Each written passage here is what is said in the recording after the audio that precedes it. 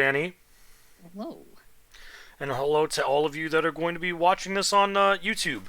For those of you that are wondering why we did not have an episode last week, that is because of I was down at Mama Fox's for the weekend because I needed a break from the hell that is living in Baltimore. So yeah, that was yeah. But with that being said, we're back this week, and we're going to be going on for the next while until we have a major holiday or some shit like that. But first, Danny, how are you doing today?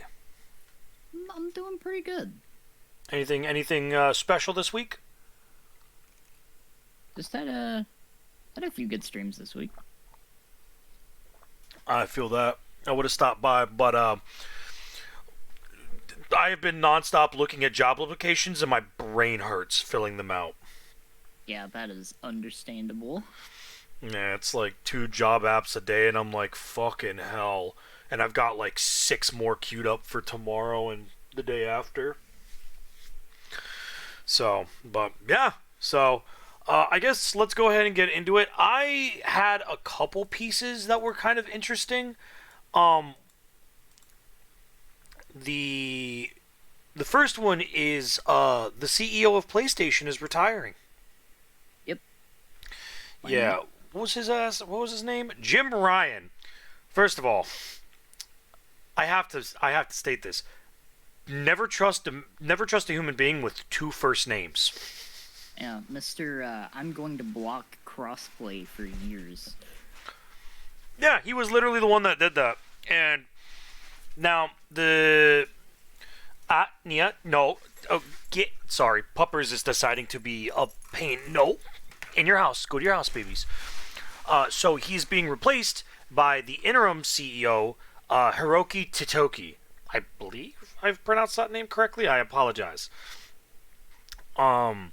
So that'll be interesting.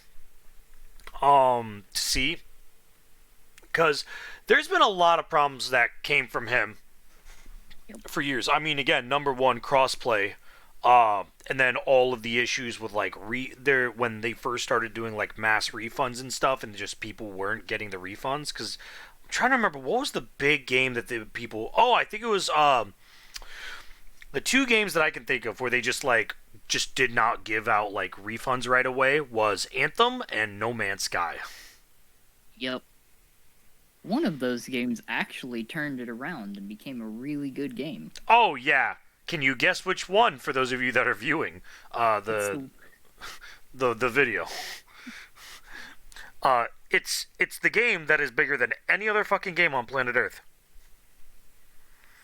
It is No Man's Sky is so fucking massive. Oh yeah, and they're adding another. They're adding one final free content update to it.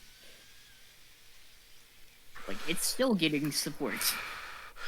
Which is crazy, because I saw a meme the other day that I thought was hysterical, Danny, and it was the dude busting through the door, and it's just got the emblem for No Man's Sky, and it's the players, and it's the player on the ground screaming, "Please, no more, we've forgiven you," and No Man's Sky responds with, "Here's another free update." Yeah. They literally have. I still can't believe that we're reaching a point where No Man's Sky is actually not going to be mentioned at the Game Awards. Oh my god. It's literally been at almost every single one of them. God. Well, it's a shame too, because on release it was hot dog water. We can both agree with that. It was hot dog water. There was so many issues, which of course part of it's understandable because their office flooded. Oh, see, I didn't even hear about that. Yeah, no, their office flooded, and it really messed up a lot of their early days. Oh, I don't doubt that. But it definitely wasn't the game that people were expecting when it came out, and they honestly did a pretty decent job of making good on a lot of those promises. Yeah, and I mean the game. Like I played the game about I think it was about 2 or 3 years ago I think I actually streamed it. Like me starting out playing No Man's Sky, and it was clean. This was like 3 years ago when they really. Now, mind you, they did. I think that's when they first started doing like a bunch of the fucking updates, but it was clean. Everything felt smooth. Everything ran correctly. And again, back then, I was still on my OG PlayStation. My Destiny 1 PlayStation. From like 2014. Yep. Like, brother, if the game that massive and that expansive can run on a old PlayStation 4, they did a hell of a fucking job. And it looks good. The game looks good. Like, it's cartoony, yes, but that's kind of the whole point. Yeah, like they focused so much more on the actual gameplay and how it performed than worrying about making it look super realistic, and it made for a much better game. Oh, Even 1,000%. Like, over its lifespan, they fixed a lot of the bugs, they fixed a lot of the issues, they made the game a lot more stable, they added multiplayer. And they brought in hella crossplay. Yep, they brought in crossplay. They brought in bigger ships. They brought in more space stations. They brought in more traders. Like they added more They added more areas. Yep. The game is already massive as fuck as it is. Like the game is huge. It's just wild. Like that's insane to me. Like the game is already massive as fuck. It's huge. They did a great job on it. They did a phenomenal job. Yeah, no. Going back to it, it's. I love and hate when a CEO retires, because like, yeah, we're kicking the old dude out, but also fuck that guy. Yeah, it's just a matter of like, okay, what direction are they going to be going now? Like, are they going to be more open to allowing crossplay, which would be in the best interest of a lot of games going forward, especially after the success of Helldivers 2? Well, yeah, and another thing that's super big is the fact of Microsoft being one of the first, being the main one to do it, to start it off, is giving their exclusives away to other consoles. Yeah, like honestly, it's a good time for everyone that plays games if this continues. Yeah, yeah. Microsoft was like, you know what? All of our games, like 50% of our games are now, like our exclusive games are now available, and that was just the first batch. They're planning on releasing more, but it's like. They were like, hey, you want to play the Gears series on PlayStation? Sure, have fun. Like, bro, what? Huh? That's huge. Now, granted, at the moment, I think it's only Gears 5, if I'm correct. It might be. Actually, you know what? That is a good thing to pull up. What Gears of War games can we play on PlayStation?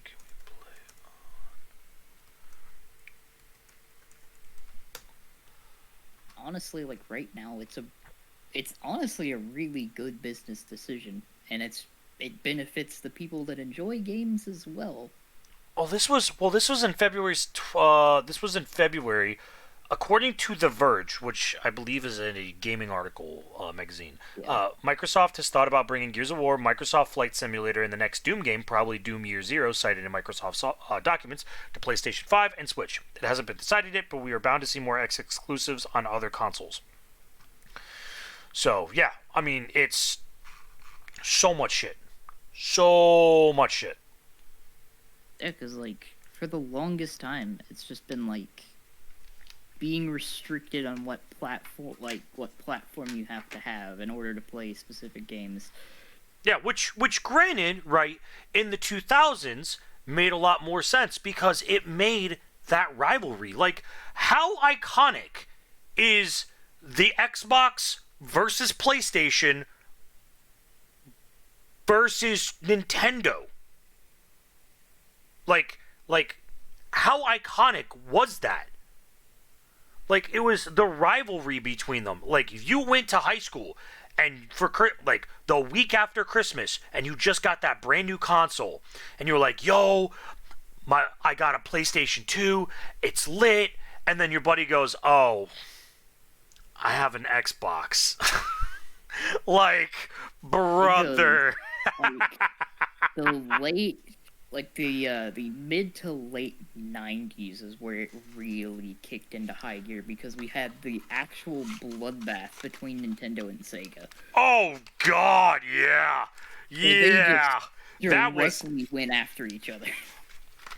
well, and technically Nintendo won. Though Sega still owns still technically Sega owns the rights to like several things, but they allow Nintendo to use them.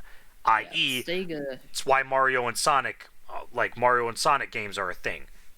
Sega had the unfortunate path of not adapting with their audience because they kept marketing toward the same audience and that audience kind of grew out of that phase. Yeah.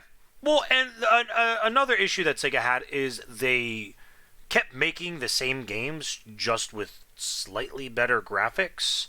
But like, I can count to you how many fucking Sonic games I know, and they were all on all by Sega and all like pretty much almost the exact same. Other than the 3D like world builder one, well, that was a weird one. But yeah, no, agreed. Like Sega kind of fucked up on that for sure.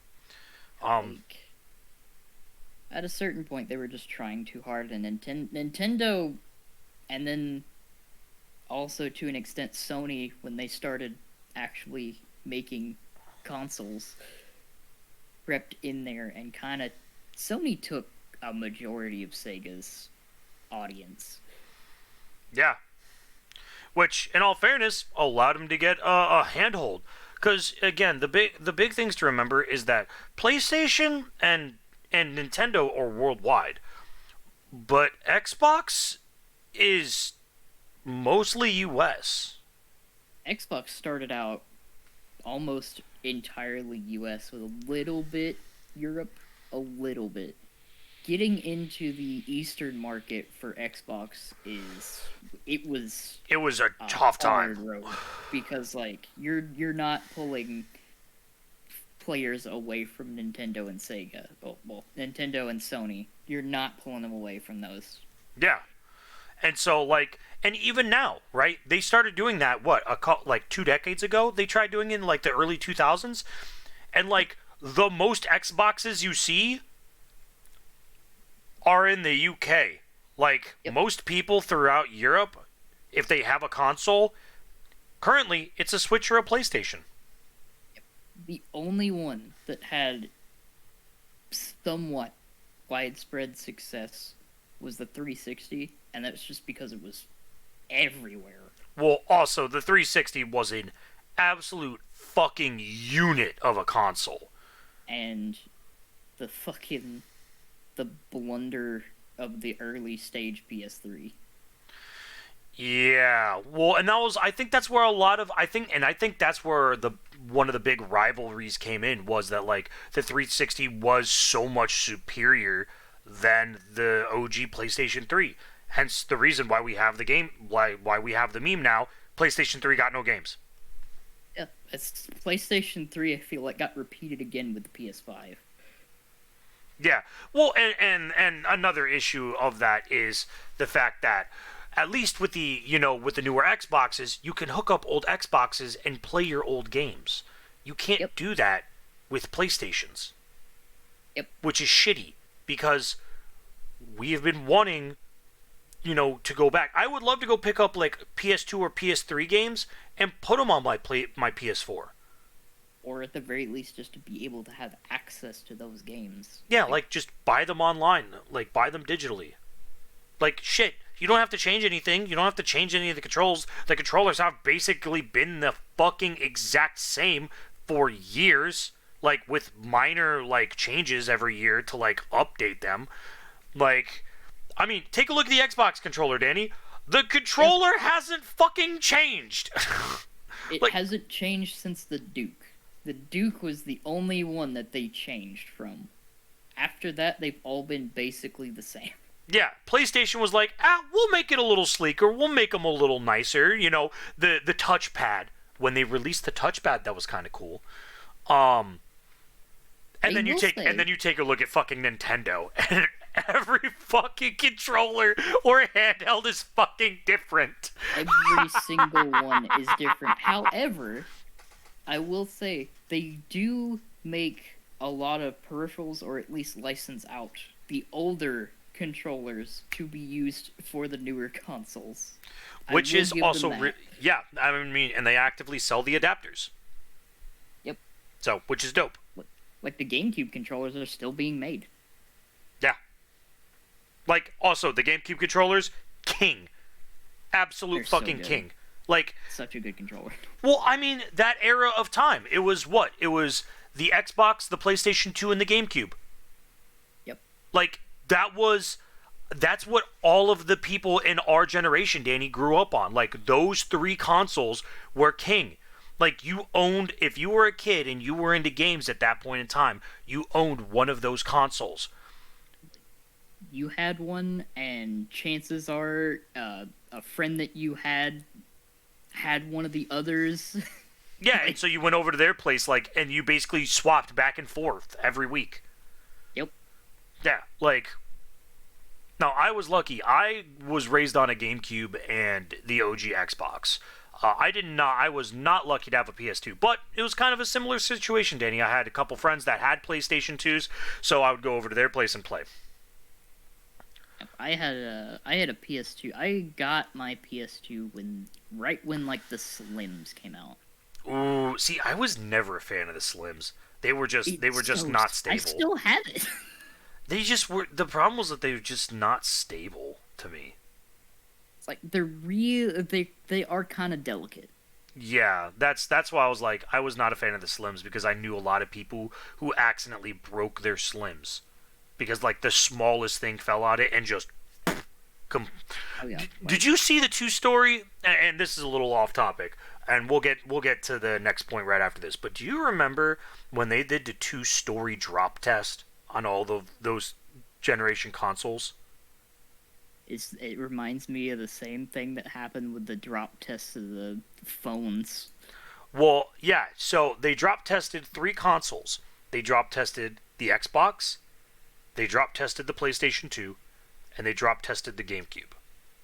Right? They dropped the PlayStation, shattered. Like, it's not recoverable at all, whatsoever. Like, it's in fucking shambles.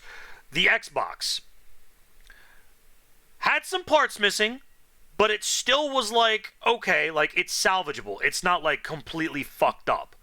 Yeah, it's like, you can fix that. Yeah, they dropped the GameCube, plugged it back in, threw in a copy of Smash Brothers, and it ran perfectly fine.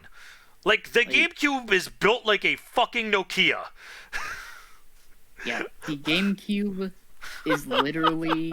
It's a brick! It's a fucking brick! Like, no joke. The whole way that the GameCube is designed, because it even has the handle on the back. It's designed to be carried! You can use the GameCube as a weapon. Yes! Like, the whole point of the GameCube was they wanted to design it so that way you could take it to friends' houses. Like, they actively said, hey, we have cords so you can link up and do, like, big matches and shit like this, and LAN tournaments and all kinds of crazy dumb shit, right? Like, and they gave it a handle. They literally gave it a handle. Also, the amount of shit that was made for the GameCube, absurd. Like, games, attachments, controllers, adapters, fucking everything. The GameCube it benefited from coming out in that time period in between that switch from the late 90s, like, okay, there's like 9 million peripherals for this console, and like the early 2000s where we were moving towards everything is just in the console already. So it has little bits here and there. Like there was an internet adapter that you could get to plug underneath the Yup. GameCube. There was the Game Boy adapter that you could also put underneath the GameCube. There was also the extra battery for the GameCube, so it didn't have to be plugged in. You could charge it, and you could take the GameCube with you, and they made a screen so you could attach it to the GameCube and play the GameCube game on the road. And one of the rarest attachments that I don't know how far it actually got into development, like if it actually came out fully or not, but they had a DVD player. Oh no, Attachment. it did come out. It was just a Yeah. limited release. Yeah, like the amount of things that came out, like even the specific link cable where you could use the Game Boy Advance as a controller on the GameCube. Yeah, like it's fucking insane. They made so much shit for the GameCube. They made so much shit for it, which, in all fairness, though, was a good thing because nobody has anything bad to say about the GameCube. Like, Honestly, like you can talk shit about some of the shit about the PlayStation 2. You can talk shit about some of the stuff on Xbox, but you cannot talk shit on the GameCube. There is nothing wrong with that console. In my opinion, I think the GameCube is still the perfect console ever released. out of out of the three consoles of that time, the GameCube I think boasts the most still functional units. Oh, 1,000%. Have you seen the Smash Melee tournaments? Like, on, the GameCube, like everything that's on the GameCube holds up so well. Graphically, maybe not. Graphically, maybe not, but the controls are clean. Like, Yeah. a game released on the GameCube, it's clean. Like, it's so fucking clean, right? The cords, like, to get replacement pieces is actually relatively inexpensive. To get games, also relatively inexpensive. You can buy them on fucking Amazon for like $4 to $5. Specific games, you're gonna have a hard time. Like, Well, yeah, because there's collector's games, Gale but of Darkness. sure. Gale of Darkness and Coliseum will set you back like 200.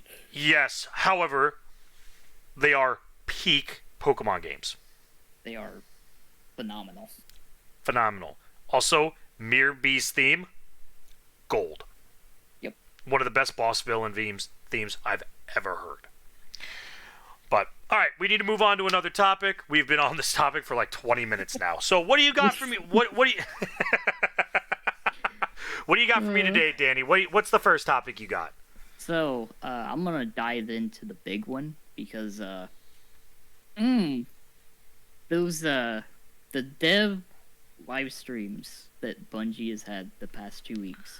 The End of the Light. Now, I have missed all of them, so you're going to have to tell me what happened. Okay, so first stream, they talked about the new mode, Onslaught, which is a horde mode. It has Oh. multiple difficulties. Oh, 50 waves. 50 waves. With varying rewards based on the difficulty you play on. oh So no. you can get more rewards if you play on harder difficulties. No, hold on. It's still 3 people, right, for the Horde mode? It's still 3 people. When does this release? The 9th. Of April? Yep. And it's free to everyone. Oh, no. This whole update is Oh. free. Oh, Danny. Are you and I playing on the 9th? I'm definitely gonna be playing because I Hold on, am. what day is the 9th? Is that a Tuesday? It's Tuesday. Yep. Oh, God. Oh, okay, so So- we've got a little over 2 weeks. Oh, Danny, please let me into your squad. Oh, And- Horde mode is... Oh, I'm slutty for Horde modes, Danny. It looked so fun I'm- because the whole premise we're defending a. I guess the best way to describe it, it's like a construction unit, and we're defending it from waves upon waves of enemies, and we're allowed to build distractions, defenses, and traps to protect it, and it will move ever so many waves. Danny, you and I are definitely squatting up for that because It I, looks good. okay, so I don't think I've ever told you this. Is I am the biggest fan of horde games and like survival games of that Mm-hmm. sort, wave based games. I mean, again, I am a huge COD Zombies guy. I love COD Zombies. Not a lot of the newer ones, but like the classic ones: World at War, Black Ops 1, Black Ops 2, Black Ops 3. Oddly Um, enough, they mentioned it's kind of a little bit similar to that style. nice. That's good to hear. Well, I mean, there was also, I mean, I was also the biggest fan of Gears 2 Horde mode. I forgot that had a horde mode. It was good. It was very Was good. I used to play a two-man squad Gears Horde mode. And then when Gears 3 came out, oh Lord. Oh Lord. Oh my heart. Bless your soul. Ooh. Yeah, no. I am a Halo Reach. Halo Reach. yep. Halo Reach's Horde modes. I have played like most Horde mode games. I am a slut for Horde modes. I may actually finish the season pass if we do that. Yeah, Because no. because I will probably be on all week playing the Horde mode, Danny. And they didn't just stop with that. Okay, Because hit me with it. onslaught is one part of it. The other part of it is they are bringing in what they refer to as the Brave Arsenal. Okay. Our vendor for Into the Light and this PvE activity is none other than Shax himself. Ooh. Shax Very is fitting. Yep. Shax is opening up his entire arsenal of weapons to us and will be the vendor of the weapons Shax will be offering forbearance with some new roles, Oh God.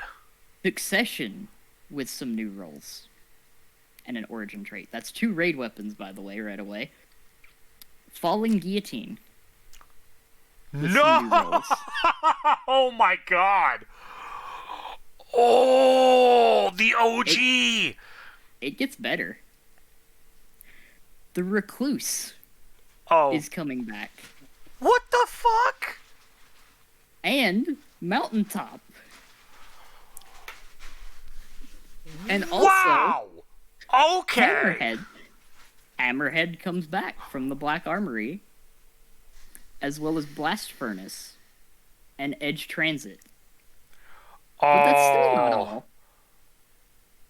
Luna's Howl comes back with random rolls. Oh. And Midnight Coup from Leviathan, Okay. as well as Hungary. Okay. And they're bringing in Elsie's rifle from D1. Oh. They're reviving the Stranger's rifle and actually calling it Elsie's rifle. Out of Wow. all of these weapons, during the stream where they specifically talked about these weapons, they also listed out the particular perks that you can get. And one that I wanted to talk about is Midnight Coup. In the 3rd column, it can get Outlaw, Firefly, Shoot to Loot, Explosive Payload, Moving Target, Attrition Orbs, and Enlightened Action. That's the 3rd column. Remind me what Midnight Coup is, because I don't think I ever got it.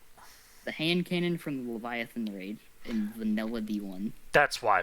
Oh, not D1, D2. That's why I never played through OG Leviathan Raid. And in the 4th column, to go with that set of 3rd column perks, Rampage, Kinetic Tremors, Zen Moment, One for All, Frenzy, Opening Shot, and the new perk called Desperate Measures. What does Desperate Which Measures do? I believe it increases range and damage. I think it's after, like, killing a few enemies to then close range or something like that. There is a specific way to proc it, but it seems interesting. It's like Frenzy, but with a little extra step. Okay. Yeah, because And, Frenzy is just shoot shit. Yeah, and the disgusting one is Blast Furnace. The third column, Zen Moment, Snapshot, Shoot to Loot, Keep Away, Perpetual Motion, Kinetic Tremors, and Head Seeker. With the fourth column being Kill Clip, Firefly, One for All, Frenzy, Rampage, Rapid Hit, and Desperate Measures. This is the Pulse Rifle with Head Seeker in the third column. Jesus Christ. Head Seeker and Kill Clip is a combination on that Pulse Rifle. There are several perks, and you might really appreciate this particular role on Hammerhead. That's third what I was column. waiting for you to get to.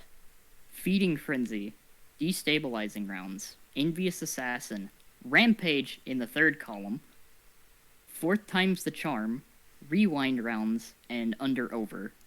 In the fourth column, Surrounded, High Impact Reserves, Target Lock, Onslaught, Killing Tally, Desperate Measures, and Tap the Trigger.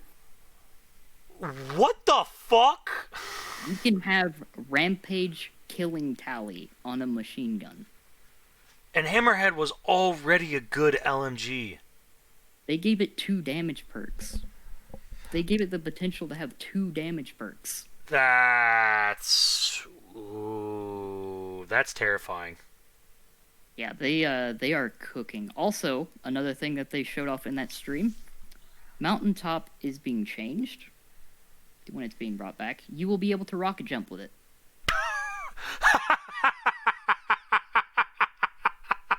All right, that's entertaining. Yep, micro missiles have been changed to be like danger close rockets now, so they will launch you into the air when you shoot them at your feet. All instead right. of You know what? exploding you. You know what? I'm here for it. Oh yeah, and they gave Eager Edge to Falling Guillotine. Because of course they did. There are also going to be like special versions of these weapons that they refer to as curated versions. They're going to be available for a limited time via a quest, but they are guaranteed once you complete the little quest. All right. And You know they what? just That's have good. a special skin. I'm getting the skin on my Hammerhead. Like, it's gonna be interesting. Also, at the very end of the stream, they mentioned one very important detail about this upcoming stream.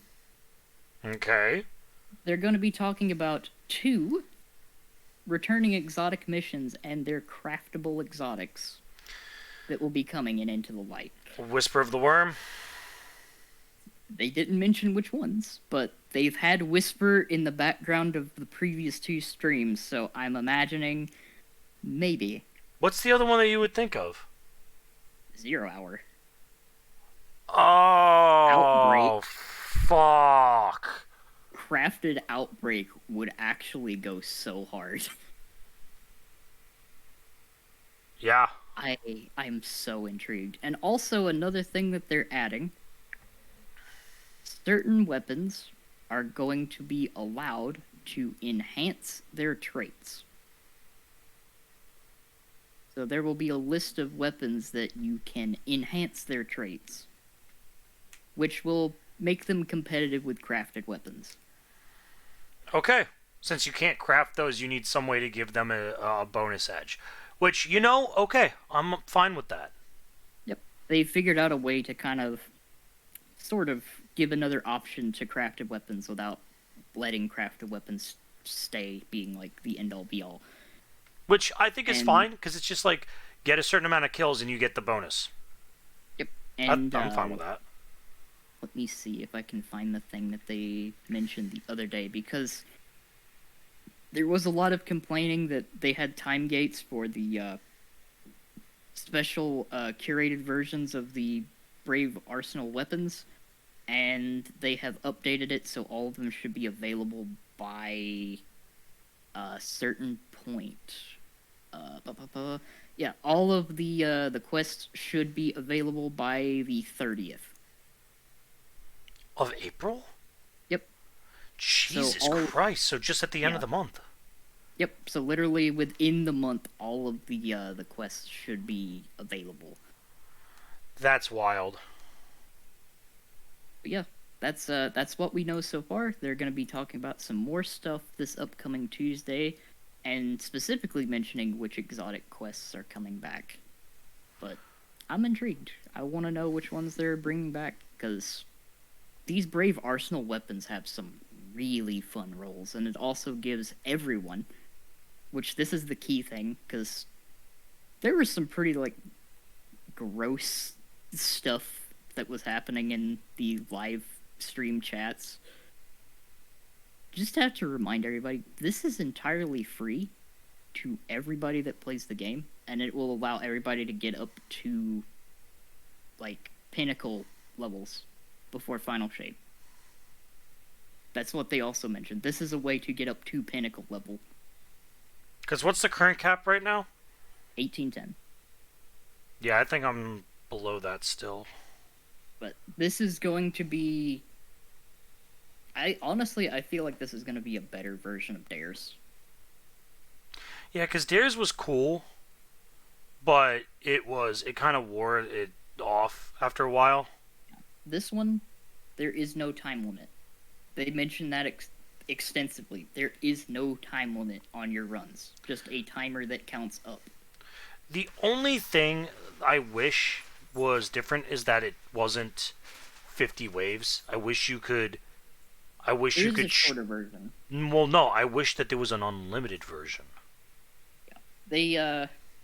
They did think about that, but they were also like, you get rewarded a specific amount of times between different waves, and they didn't want to overload the postmaster. That's fair. Well, at that point, then what you could do is you could just set like high scores. And for like certain numbers of waves. Nia, what are you doing? Little girl, you need to stop. Nia. Alright, come here. I will pet you so that way you stop roaming around because I don't trust you right now. the last thing that they mentioned, because there was one last thing that they had. They're adding an extra 100 vault slots. Did you say 100? Yeah, they're adding another 100 vault slots. Let's fucking go. So, more vault space, because they're like, yeah, with all these guns, people are going to want to have, like, possibly multiple rolls of these, especially, like, let's see, let me look at Forbearance. What does Forbearance have? I was going to say Forbearance, Midnight Coup, Hammerhead. Yep. Because, like, okay, this Forbearance in the third column is going to have Unrelenting, which is kind of crazy. Stats for all, Demolitionist, Ambitious Assassin, Surplus, Steady Hands, and Disruption Break, which is also kind of insane on a wave frame. Fourth column, Wellspring, Golden Tricorn, One for All, Bait and Switch, Chain Reaction, Rampage, and Desperate Measures. Yeah, no, you can definitely play around with that. No, I think that's a W. Everything you've said so far about Into the Light release, that's W's all day. And on top of this, the origin trait for all of these Brave Arsenal weapons plays off of whether you're using a light or a dark subclass. Oh! If you're using a light subclass, it basically gives you Demolitionist for free, because getting kills gives you grenade energy. Okay. If you're using a dark subclass, it gives you Pugilist for free, which gives you melee energy for kills. Okay. So these weapons are about to go nutty. They're gonna open up a lot of build crafting options, like Recluse here, which will have Feeding Frenzy, Enlightened Action, Subsistence, Threat Detector, Repulsor Brace, Hit Fire Grip, and Dynamic Sway Reduction in the third column. In the fourth column, Master of Arms is back, Target Lock, Frenzy, Destabilizing Rounds, Surrounded, Tap the Trigger, and Desperate Measures. God, that's insane. There's so many good options on these weapons. Like, honestly, there's multiple roles of these weapons that actually be really fun. And uh, Mountaintop, I'm just gonna highlight some of these. Ambitious Assassin, uh, Auto Loading Holster, and Overflow are some of the big highlights for that. With the fourth column, though, Rampage, Vorpal Weapon, Adrenaline Junkie, One for All, Harmony, Recombination, and Frenzy. Oh, that's interesting. Recombination on a kinetic grenade launcher is kind of wild. Because it buffs your damage by doing damage with another weapon, or at least like another element.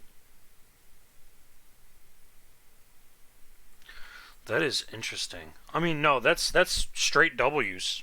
No, this is good. Also, Danny, yes, on the 9th, we are absolutely doing Onslaught on stream. Like, I'm hopping in. We're getting a fire team together, and we're gonna go fucking ham. And they also showed the new, they showed the armor set, which is kind of like the vanilla D2 armor set, but with a little more pizzazz, which is kind of neat. And the new social space. Oh, there's a new social space? Yep. It is, if I can remember the name of it. I might have to go down to this one. Yeah, I think it's this one. It is... Wasn't it this one? No, it's not in that one. But it's Shax's Hall of... It's kind of like the Tribute Hall, I guess is the best way to describe it. Okay. It's like it's Shax's personal hall. And they revealed one very interesting thing about that hall. And they didn't even give hints of it. It's the last thing you unlock while ranking up with Shax himself. Okay. It's a key to open the door directly behind him. In that door is the heart of the Black Garden from D1. And what you get for going in and interacting with that is the Super Black shader from D1. The Pure Black shader from D1 is the reward. Oh god, Shax is about to make me come back to D2. Fuck. I'm excited. This is the love letter to the player base. This is what Into the Light is. This is a thank you. For putting up with our shit. No, And this is... You can tell. They're so excited for this. They're so excited for this. Oh, I bet. I apologize. My dog is, like, leaning into me right now, and I'm trying to pet her to keep her occupied. So, but no, all W's, all bangers. Like, this is phenomenal news. This is great. And it's free. This is the big headline for this. It's free. Well, it's technically its own season, right? Or is it like a mini season? It's like a season within this current season. Yeah, because technically this is the last season before Final Shape, isn't it? Yep. Yeah. This is the prep. So you know what? You know what, Danny? I'm here for it. And if Onslaught's good, you may see me running Onslaught on D2 a lot on stream. Like, I'm sorry, honestly, my dog is like slowly sliding to the ground. Come here, Nia. Come here. If you stay standing, I will pet you. So this is what I've been looking for. A good solid like 3-player PvE activity. You can just go in, play, get a bunch of loot. Yeah. Pretty straightforward. With escalating difficulty by the waves. Yeah. No. Again, W's. Yeah. Absolute W's.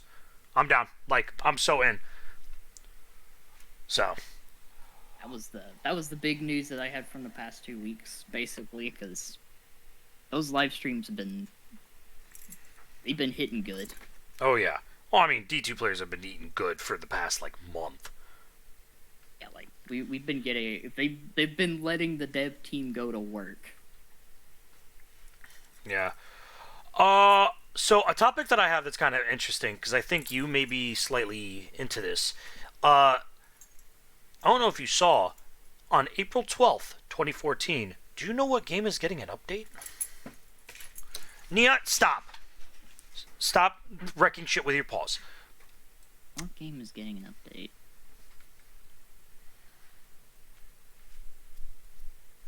I'm trying to think, because there was a lot of stuff that popped up this past week that I've been, like, digging into to try to get info on. I'll give you a hint.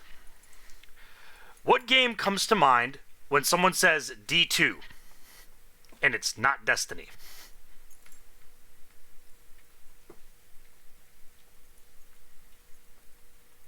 Well, it's the game after.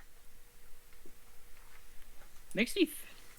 The closest thing that I think of is, like, the thing that they constantly both get compared to each other is Warframe. No. I'll go ahead and give it to you. Diablo 3 is receiving an update bringing back old content, introducing new rewards to dedicated players. Because Diablo 4 is a hit or miss. That's what I was thinking, is like, wow, they really are, like, kind of accepting that, like, Diablo 4 was a miss, so they're going back to Diablo 3. Yeah, so I'm taking a look at at Gamerant here, because I saw this very specifically and I wanted to look up a little bit more information. Despite the fact of the release of Diablo 4, do you know how many people are still actively, and they strictly stated active player base, how many people are still playing Diablo 3? I'm gonna say less than 10,000. 3 million! There's actually 3 million people playing that? Diablo 3 remains popular with over 3 million active players in March of 2024. Shit. Yeah. Nia, what are you doing? You are, like, getting behind my chair and everything, dog. I apologize. You are a menace, dog. Yeah. Diablo 3 is getting an update. So they're bringing back old content and they're introducing new rewards for players. The first one being, so the first thing will be Season 31. It's going to be the release of Season of the Forbidden Archives. It kind of like Destiny 2 unvaulting shit. And they will have the chance to earn the Valor Portrait Frame and the Angelic Treasure Goblin Pet. So 2 little collectible things that you can have. I am not a Diablo player. However, I know a lot of people that are Diablo players and that hated Diablo 4. So if you're looking for content, Diablo 3 about to be eating real good because they're bringing back some of the best content that they've said that's ever been released. Dog, can you stop squirming? Jesus. That was Diablo 3 is the one that I first experienced and played a significant amount of. Yeah. So yeah, and I figured that a lot of people would be interested in that because of how popular Diablo 3 is. So, that is kind of interesting.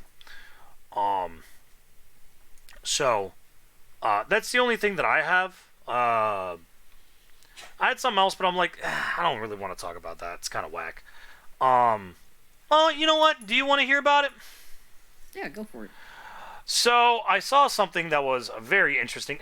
Nia, that is enough. Stop. You need to stop being a pain in the ass. So, do you know the retro gaming site DK Oldies? Yeah. Yeah, apparently they had been hacked. Oh. Yeah, so DK Oldies, this is again from Gamerant, because it's the first article that came up. DK Oldies has seemingly been hacked with the hacker exposing the company's massive profit margins. Despite criticism for high markups, DK Oldies remains popular for those buying retro games and consoles. Some customers report some items arriving in poor condition, but the site offers a 30-day return policy for unsatisfactory products. Someone literally hacked them and was like, hey, you're charging way too much for this shit, what the fuck? I mean, they kind of like... They own the market on it, basically. They became like the GameStop for retro games. Yeah. I mean, they grew in popularity over the past year. Yeah. It's kind of surprising that they stayed like as big. Well, people, Like, people, people want to buy shit. People want to buy retro games. yeah. And the other thing is like the main thing with retro games that and a lot of them they're reaching the point to where like it's less so about being able to readily get a hold of the retro games, and now it's become more of like preserving a lot of them and making sure they're still playable. Yeah, because they get them for like they get old games and then they re-outfit them and fix like a lot of their GBA games. Nia, this is why I keep my tea away from you, because you put your paws on my desk and then you throw it all over the place. You almost knocked off my jewel pods. Because they also do game repairs as well. Yep. So like when they get new games in or get used games in, they go and repair all the metals and wires and the coils and stuff. Ow, dog, damn it, stop. Introducing Nia, by the way, to those of you on YouTube. Say hello, fuckface. She is just like all over my goddamn lap. She's very needy right now. But yeah, no, it's kind of interesting. But that was really the only thing. That was the only other thing that I had. Now you said that there was a gaming blunder. I am curious as to what you were talking about. So, over the past couple weeks, I kept the tab on this because some people might know that a game that has been steadily on the downslope for a while, being Overwatch 2, had a collab with Cowboy Bebop, of all things. Oh, yes. So I am a Flats 2 enjoyer. So I watch his TikToks and I saw the skins. They're not good. Like, the concept art, everything was cool, everything was great, it looked fine. The minute those skins actually came out, they were ass. They look so bad, especially the Cassidy skin for Spike. Yeah, it was so awful. It was atrocious. Like, sitting there, on top of the fact, like, one, they look like hot garbage in game, but two, they're $25 a piece. Yeah. Like, you could literally go on Steam right now, take a look in the sales, and probably walk away from there with like at least a dozen games for the price of those skins. I'm sorry, Nia decided to start just chewing her back paw. Like, she flopped on the ground and then put her back paw in front of her mouth, and then she was like, this nail's kind of long. Let me chew on this real quick. I'm like, what the fuck? Sorry. Yeah. Well, there's also a couple other things that are interesting to note. Because, the skins were not good, but there was good news though on the Overwatch side though. I don't know if you saw the good news on that. Yeah, they finally realized, oh yeah, no, we should just make the new heroes free. Yeah, they're also revamping maps. They're revamping maps. They're also allowing you to get mythic skins a lot easier and get previous mythic skins and choose the amount that you want, which I think is super dope. Yeah, which hopefully the microtransaction heavy stuff is on its way out, because oof. Well, bad with it. Well, the problem that I think is happening is that Blizzard realized that they couldn't recreate their golden days. Stop. Sorry, Nia's nibbling me. Come here. Come here. Up. There you go. Stop wiggling.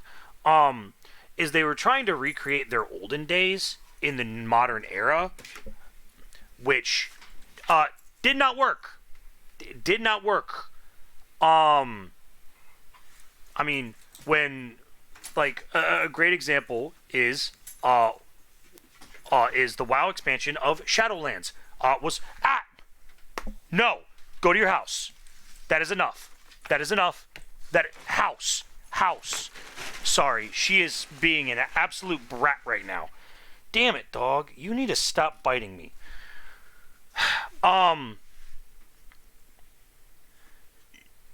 The big issue that I have with Blizzard is when they make a fuck up, they always double down on it. Like, for example, Shadowlands. Shadowlands was not a good expansion, and then they came out with Dragonflight. And Dragonflight, so far, supposedly, has been very good.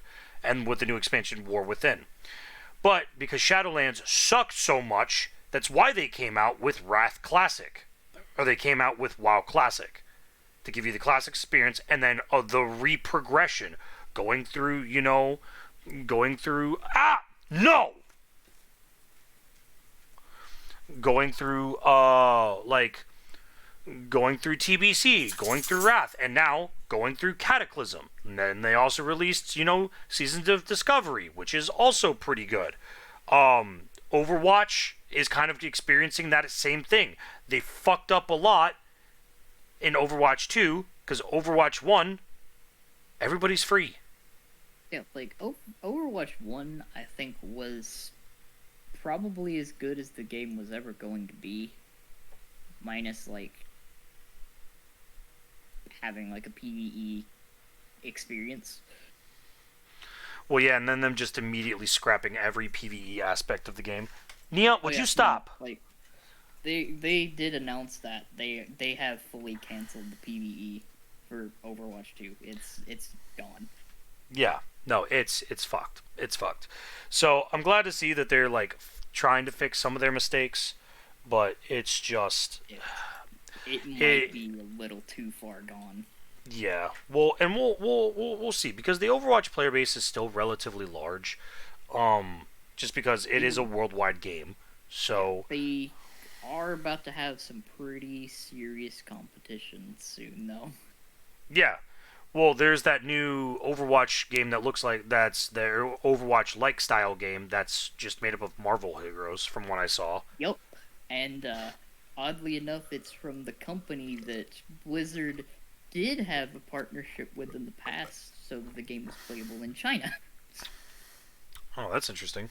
So, yeah, I think they learned a thing or two from Overwatch and decided to make a Marvel game. Yeah, I mean, hey, if it works and it's good, fuck it, send it. Yeah, competition's good. Yeah. You have any other news? Other big news. Embracer sold Gearbox. Wow, that's wild. Yep, Gearbox is fully owned by Take-Two now. Wow! That is wild. So, everybody's keeping an eye on them to see if there are any layoffs in that exchange of hands or not. But, yeah, Gearbox is now fully Take-Two. Embracer has been, after their basically like public humiliation at the DICE Awards after all of the layoffs, Embracer has been kind of dumping studios left and right. Kind of like kind of like Warner Brothers and their licensings and products. They're downsizing at an alarming rate. Which means they probably won't be around for much longer. Well, they're probably not going to have as much hold on the industry anymore. But then again, their methods are kind of falling out of favor. Yeah. So, no, I mean, I get that. But that's pretty serious. I mean, Gearbox is now free, and they could probably make a better Borderlands. It depends. I mean, Borderlands 3 base campaign, garbage. Like, it's I'm glad garbage. that the DLC redeemed. Oh, the DLC's absolutely fucking redeemed the garbage campaign. Yeah. But you still have to play through the fucking garbage-ass campaign. Yeah. Like, I saw the gameplay was good, but the story was, like, what little bit of it that I saw was like... It's bad. Well, it's like, the different worlds are cool. Like, they set up the different worlds, and they're absolute fucking bangers. Like, but they're just... I will say, Come here, dog. I I don't trust do you. have a little bit of a gripe with what they did to fucking Reese from Tales from the Borderland. Yeah, well, he was always kind of a bitch, but they made him even more of a bitch than normal. And they replaced his VA. This is a different Yeah. VA. Like, Yeah. I did notice that they don't sound the same when I first played through.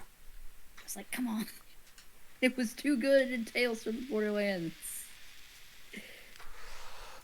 Dog, you are using me as a personal slide. You need to stop. Every time I pet her, she immediately just like slinks back onto the ground. Other than that little exchange, only other thing that I'm going to be keeping my eye on is the game coming out relatively soon from the creator of BioShock. Oh, that's right. I think I heard about that. Yeah, Judas. So that'll be interesting to know. Hopefully, we'll get some more information in the next couple months. Yep, I'm intrigued. There's some stuff I'm keeping my eye on. Yeah, I'm very excited for it. But with that being said, unfortunately, as much as I would love to continue, my dog is being mad annoying, which means I probably need to take her outside because she's probably going to pee in her diaper again. So, Danny, where can they find you? You can find me on YouTube and Twitch at CatboxDanny. You can also find me on Twitch and YouTube at DominateFox or on Twitter at DominateFox1. Thank you guys all so much for stopping by. We really appreciate it. We all hope that you have a wonderful rest of your day. And as always, don't be a sweat lord. We'll catch you guys next time.